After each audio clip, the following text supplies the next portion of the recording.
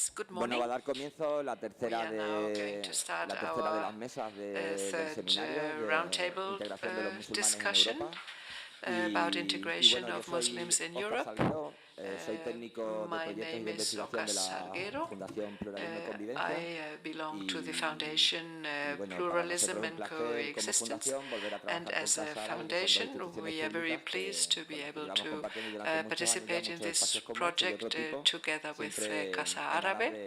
de normalizar, por This is not the ejemplo, first esto que time. se llama la We've diversidad y concretamente en nuestro often caso de la Fundación, la dealt diversidad with religiosa. the diversity in the Spanish Por cuestión de society. tiempo y eso, As simplemente it's very apuntar late, I will que not desde la Fundación, bueno, give a nosotros long concretamente introduction. trabajamos en el Our ámbito foundation religioso y algo que works ya se ha particularly apuntado en varias de las ponencias anteriores with es que religion efectivamente el hecho religioso as y an concretamente el overarching Islam o los topic, musulmanes, que es lo and que nos ocupa aquí hoy, particularly no solo es una cuestión we que se have circunscribe al ámbito a lot migratorio, of sino que efectivamente experience in pues se puede cooperating hablar y with se debe hablar de the musulmanes Islamic españoles, pero no de community. musulmanes inmigrantes, es decir, There are no todos now los musulmanes en Spanish España, ni Muslims. We ahora should not ni en el always pasado más reciente, associate it son de exclusively origen to migrante. immigrants, De hecho, sin tener because que not all of retrotraerse, por them are ejemplo, al at pasado, el all. propio siglo If XX, we look back en España into the tiene past, in the cuenta con 20th numerosos century, ejemplos que well, hablan there were precisamente de una serie de already relaciones más o menos fluidas entre, por very decirlo de alguna forma, entre ambos intense mundos, ¿no? Muy relationships localizado siempre al between principio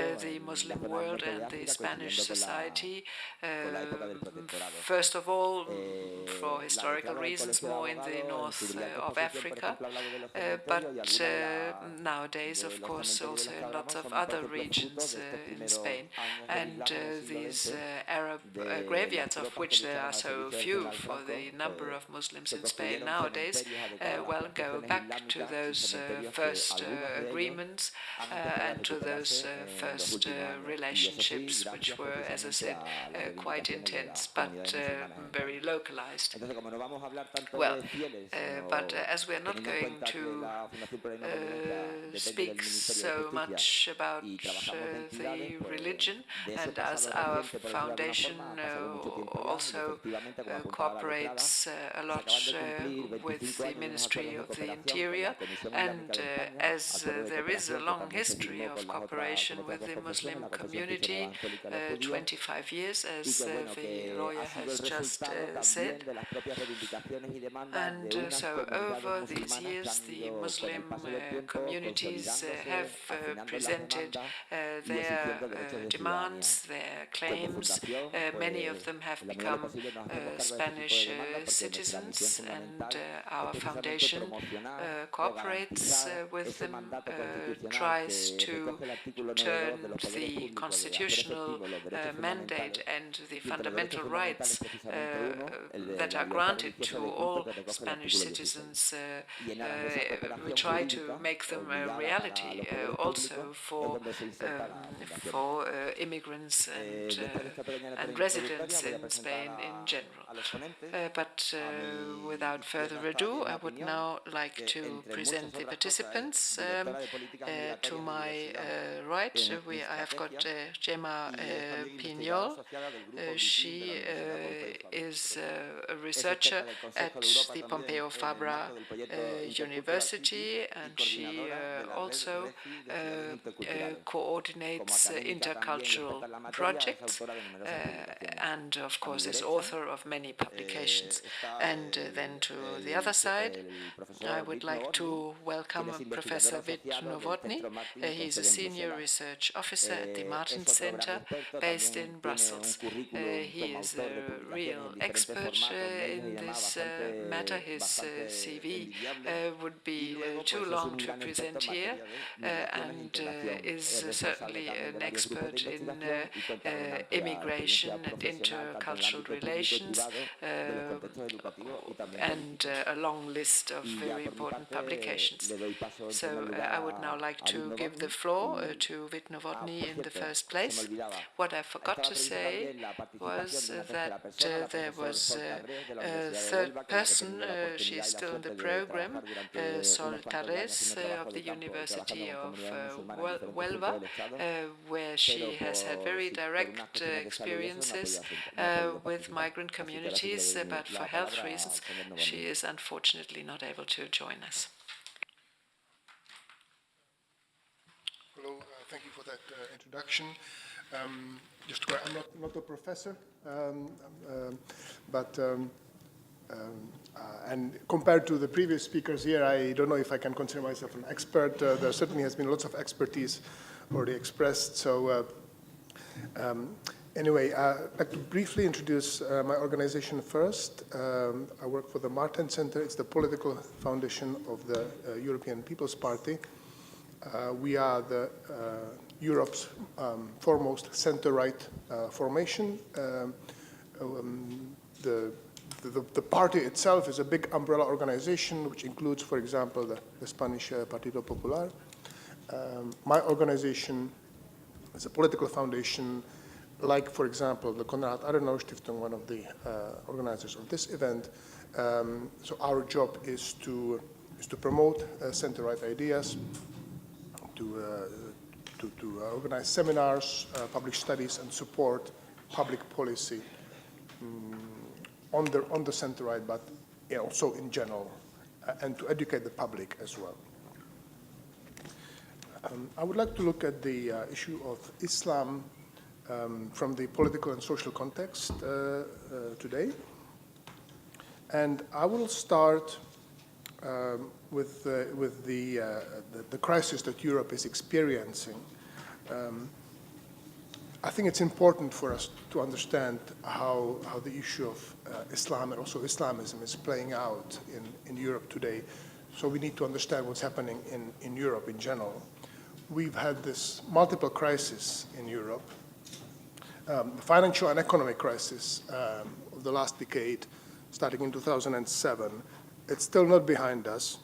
And when you look at the unemployment figures in Spain, for example, you can see that the crisis is still with us. Although in most of Europe, we are experiencing economic growth finally, so that's good news. But I think some of the political consequences of that crisis are still with us.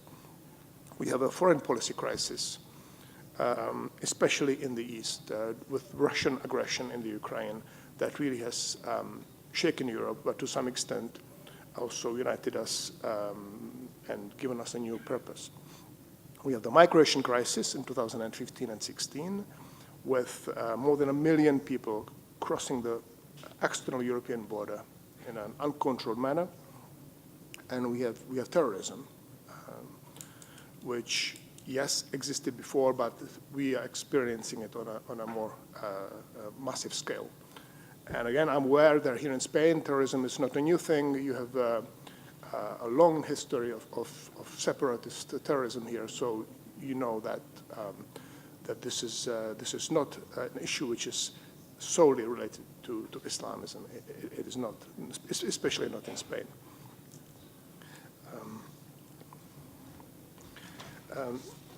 I think the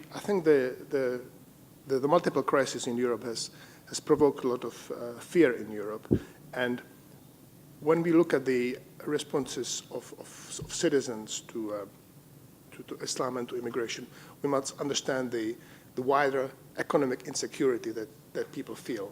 It's an economic and also cultural insecurity, the fear that somehow their governments are not protecting them against whatever they feel threatened by. This causes the populist backlash, not only against Islam as a religion, but a populist backlash against the system of government in Europe. And you look at some of the recent election results. Basically, the populists, especially populists of the right, are gaining more ground with every election. Austria barely avoided a far-right president recently. Czech election 3 weeks ago produced a big number of populists in the parliament, not all of them right-wing populists, but populists nevertheless. And also in France and other countries, you can see this big phenomenon. And this is only to some extent tied to the immigration crisis and only to some extent tied to terrorism, but we need to understand this broad context. I also want to mention some opinion polls which are quite alarming.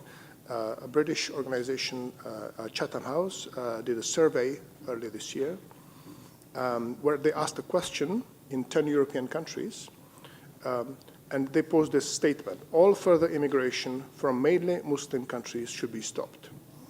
In each of the 10 countries polled, basically the average of 55% agreed with that statement. This was highest in Austria and lowest in Spain. So this shows to me that Spain has perhaps some degree of antibodies or something in the Spanish culture which is not prone to extremism, but to moderation. And interestingly, when they did a breakdown of this poll, the so-called voters who are left behind economically, socially, people who feel somehow marginalized in their society, their opposition to Muslim immigration was stronger than those who do better in their lives. And I'm not completely sure what this tells us. I hesitate to draw some policy conclusions and recommendations from this poll, but I think we should be understanding what's happening in European society. I would like to now go into two different directions. One is some problems which I see which are within Islam, and some problems within the majority society in Europe. I will again quote some polls which have been done by a Berlin Social Science Center, and they look into the fundamentalist beliefs among European Muslims, and they again found some alarming things. They compared the average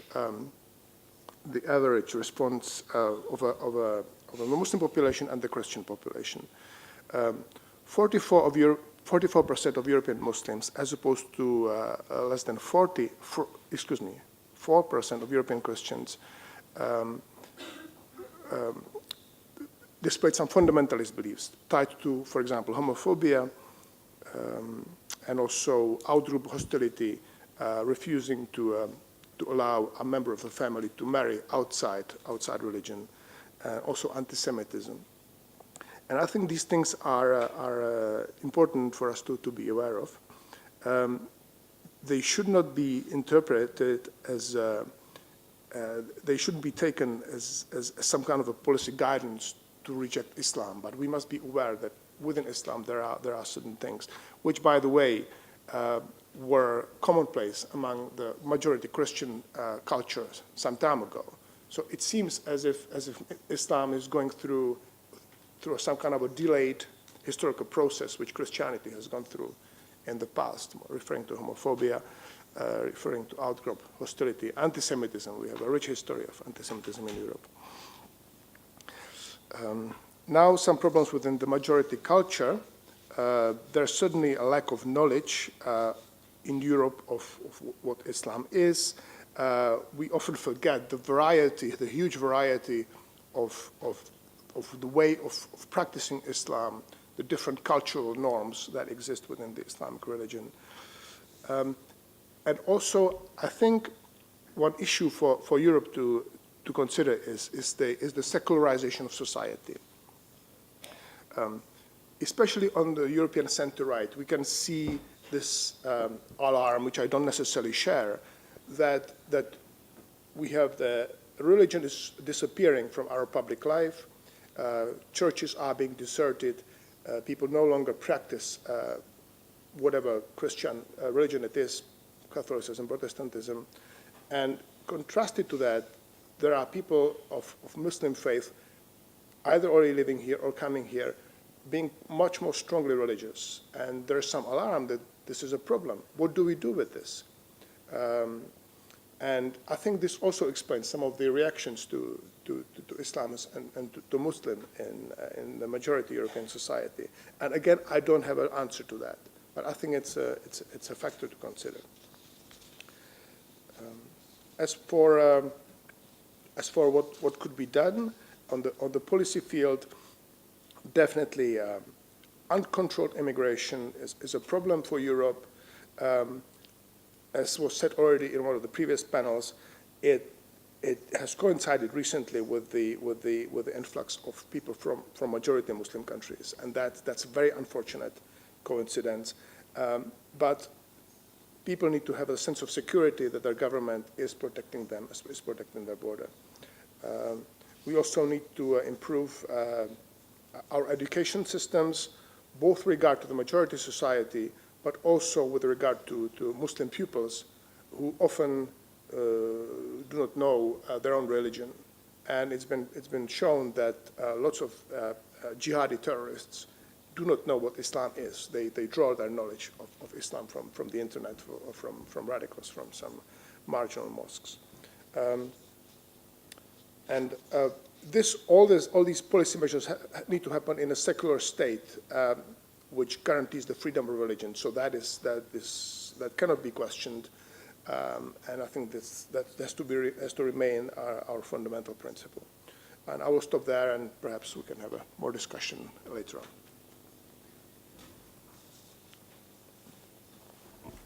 Muchas gracias.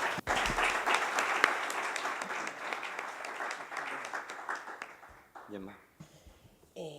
Pues buenos días, y yo voy a empezar, bueno, primero agradeciendo claramente a First los of all, organizadores of course, la I invitación y la would also like oportunidad de to say estar aquí thank con you vosotros for compartiendo the algunas invitation reflexiones. and for this Y luego, opportunity of inmediatamente exchanging deciros que yo views para with nada you. soy una experta And again, I would like to correct the moderator. I'm certainly not an expert either. Well, only in the sense that we have been dealing with this topic for many years, so we are old in this field.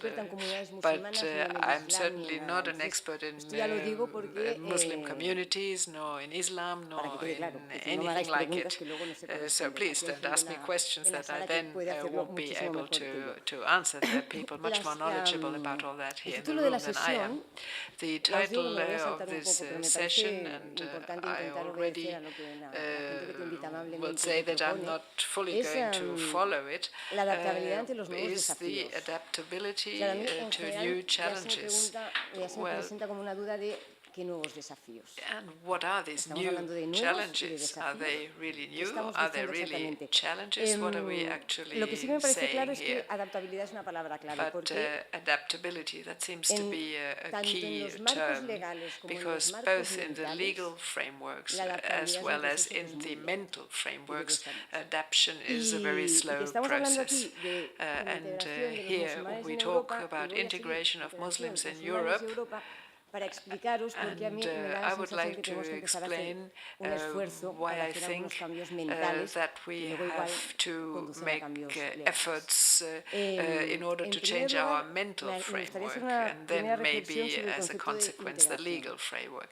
First of all, as to the word integration, this is a term that has been used forever, and I still use it when I teach, but I tell my students that in reality I prefer to use the term inclusion. It is a controverted term, and we are not sure that we all mean the same when we say integration. In the European Union, we usually say that integration is bi-directional.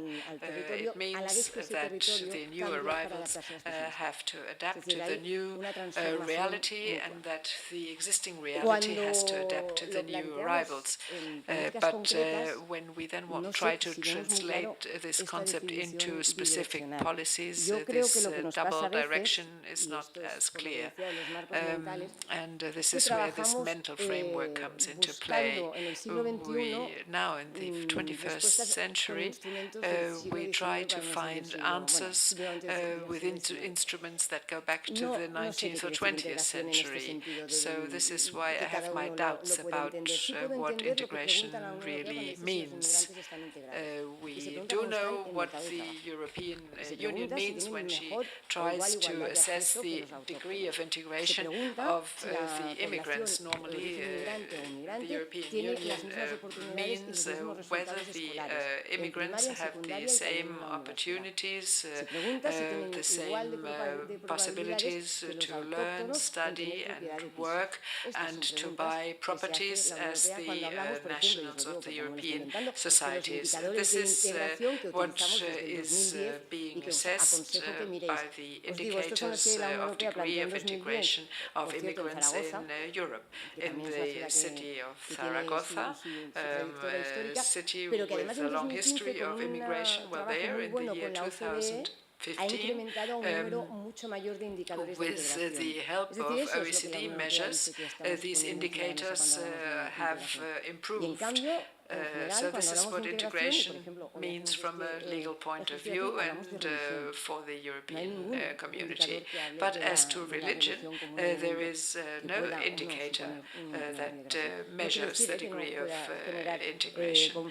I'm not saying that religion cannot be a reason for social conflict, but we have to really understand that when we talk of integration, we actually do this with assimilation in our minds, and this is what I think has to be avoided. Assimilation in France, for example, goes back to an idea that's not bad. It goes back to the concept that every human being is equal and has the same rights. That goes back to the French Republic. But what happens next? Once the administrations say we have to give everybody the same right, for them then the consequence is that people have to be equal and have to be the same. And this is where the complications start. This is where discriminations start. So these are the concepts that have to be corrected. So if we look at integration from an assimilation point of view, any difference will always be a problem. So as soon as somebody is different, we'll have a natural trend to try to reduce this difference, which is obviously not only unethical, but from a practical point of view, absolutely impossible. Another model is the multicultural model, the opposite. This is where diversity becomes an asset and is potentiated and is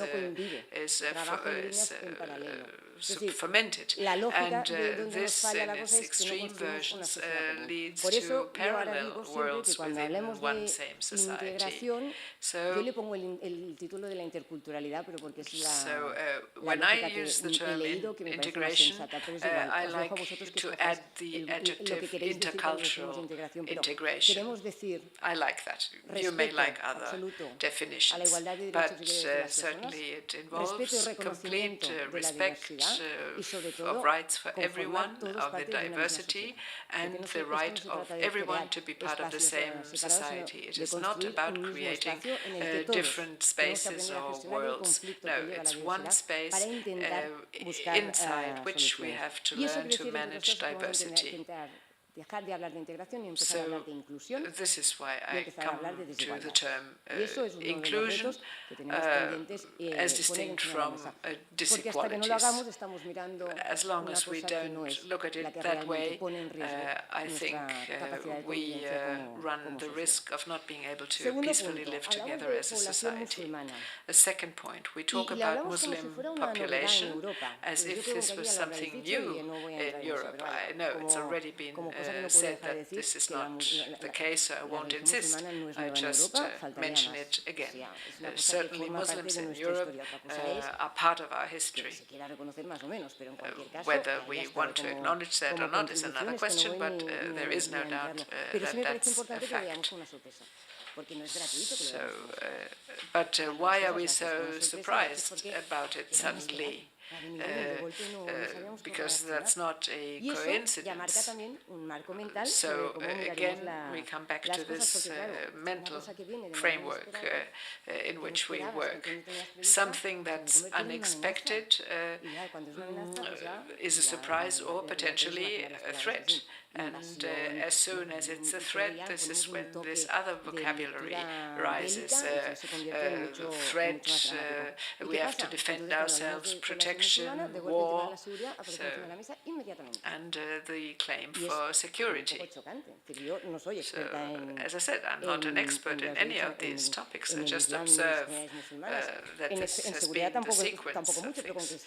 As to security, I'm not an expert either, but as it's part of politics, I have to mention it. Well, in Europe, there has always been terrorism. And these are not even the worst years of terrorism. That's the saddest part of it all. This, of course, does not take away from the fact that every person that dies as a consequence of terrorism is one person too many. But this is now one of the first times that terrorism in Europe has had a religious connotation. And also a new fact is that the terrorists are now men, young men, and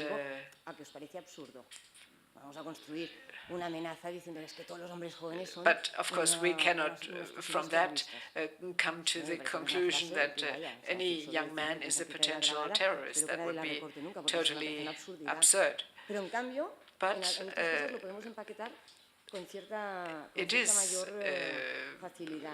not as absurd as this, but there are certain arguments like this being used. So when we have a phenomenon that is by nature due to many causes, if we try to simplify it, attributing it to one single cause, this is nearly as absurd as if we said, as if we were to say all young men are potential terrorists. So we have to ask ourselves why suddenly a young man who's been a neighbor and has been living with us, has been integrated in our society, suddenly, apparently out of the blue, tries to blow himself up and together with him kill many people. This is what we have to ask ourselves and what's got to be explored. También me parece sorprendente cuando hablamos de población musulmana que tengamos que asumir como nuevo el debate real es el debate no es la religión musulmana, el debate es como la diversidad religiosa, que es un derecho internacional, derecho humano, de hecho lo gestionamos en sociedades básicamente asimilacionistas porque tienen mayoritariamente un solo religious diversity in our society, but up to now, the whole way of approaching this debate again has been from an assimilation point of view. Cómo articulamos espacios de convivencia when in reality all we need to find out is how we can grant its own space to each of the religions present in our country, the Catholics, the Protestants, the Muslims, and now that we say that the Muslims, how many million people are Muslims, and how many variations are there? So we just have to be a bit more sensible when we... Well, I've just come from a big debate about security in the cities, and again there I heard this term was Islam as if it was one single phenomenon, and Muslims as if this was one single group of homogeneous people. These are millions of people with millions of different realities behind them. And another approach is to define what separates the Muslims from us, but a much more constructive approach, obviously, is to highlight those aspects that we share. So if we stand in front of the gates of the school in any town and we see how parents pick up their kids, they may have different religions, but their behavior is identical. All they worry about is that their kids are happy, that they learn. So this is what we all share, so why not focus on that? And all these phenomena that we observe, this fear of what's different, the feel of the threat and the claim for security, all this is bad for all of us, really. And we've seen what it leads to. The Brexit, for example, also with the argument of the immigration as threat. So 75% of women in the United Kingdom that were wearing headscarves in the United Kingdom said that at some point they had been insulted or even attacked because of that. That is a very high percentage. And then, on the other hand, the hate crimes, and they are now nearly being perceived as something we are getting used to. And on the other extreme, the extreme European right, which takes all these aspects and puts them together in a big cocktail and claims that they have the solution for everything and that they can protect people from all these supposedly so terrible and negative consequences of the immigration, when most of the grievances of the people who vote for these extreme right wings go back to problems that have always happened in Europe after all sorts of different crises, and also in the past. So often we've heard, oh, here they come, these foreigners, and they take our work away and our jobs away. Well, this was also like this in history when there was fear of the Catholics taking the works of the Protestants away, or in Poland, or in the colonies. I mean, all these fears and phenomena have been with us, and every time they come in a new guise, we embrace them again. But then we also see how popular parties, they don't accept hate speech, but they do embrace certain discourses of criticism of the diversity, or seeing diversity as a problem. The European Union is a space in which the member states more or less still can do what they see fit, and what they do is trying to attend to the majority within their countries. So there is still no real unity in the European Union. It is still very much about what every state does within its borders. In 1999, when the European Union created the European immigration and asylum policy with the Treaty of Tampere, and in this treaty it was established that legal immigrants would have the same right of free movement that the European citizens have, and this also was related to the creation of a single space of justice in the European Union. So in democratic states there can be no security without respect for the human rights. So these are very clear concepts. With the rule of law, the main guarantee of the state is the human rights, the protection of human rights. So I wish we could go back, we could retrieve the spirit of Tampere, the logic of the equality, and hopefully the European Union would help us stop certain very worrying tendencies in some particularly Eastern European countries. And there is one dimension that I would like to mention to finish my presentation, and that is the importance of the local level.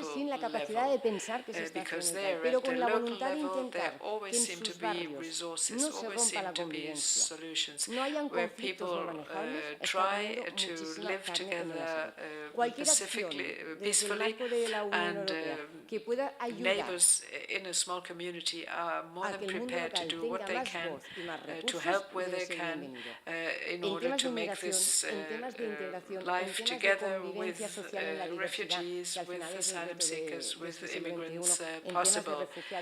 So I think this is a reason for hope, because this is where we really live together. So this is a real, I'm a real fan of this local level, and this is how I would like to close. Thank you very much.